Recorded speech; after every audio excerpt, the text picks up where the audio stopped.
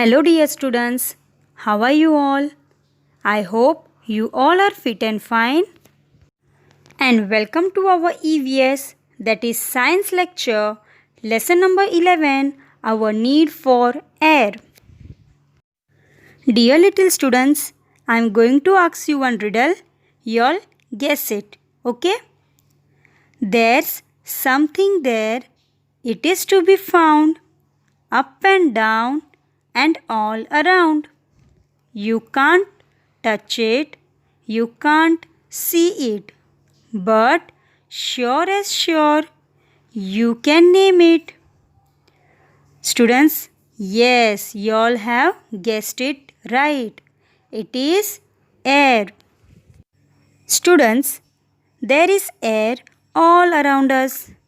Though we can feel it, we cannot see it. Air does not have color, smell or taste. Students, do you know that air is a mixture of oxygen, nitrogen, carbon dioxide, etc. Students, we will try one activity. Take a balloon and blow it. What did you feel into it? We have filled air into the balloon. Right, students? Moving forward, we will see what is inhalation. When we breathe in air through our nose, that is called inhalation. What is exhalation? When we breathe out air through the nose, that is called exhalation.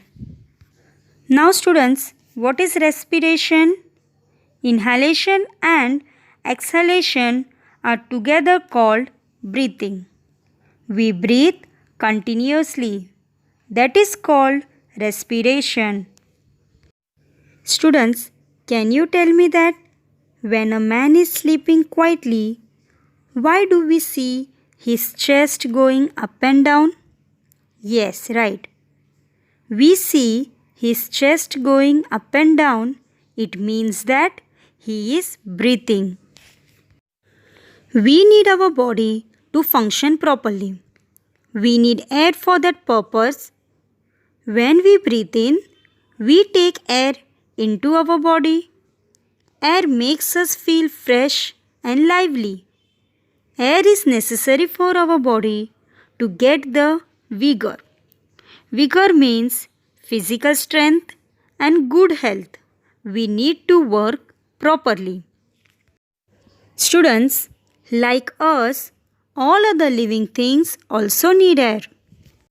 If we look carefully, we can see a dog's chest going up and down. It tells us that animals also breathe. Students, you all know that fish lives in water.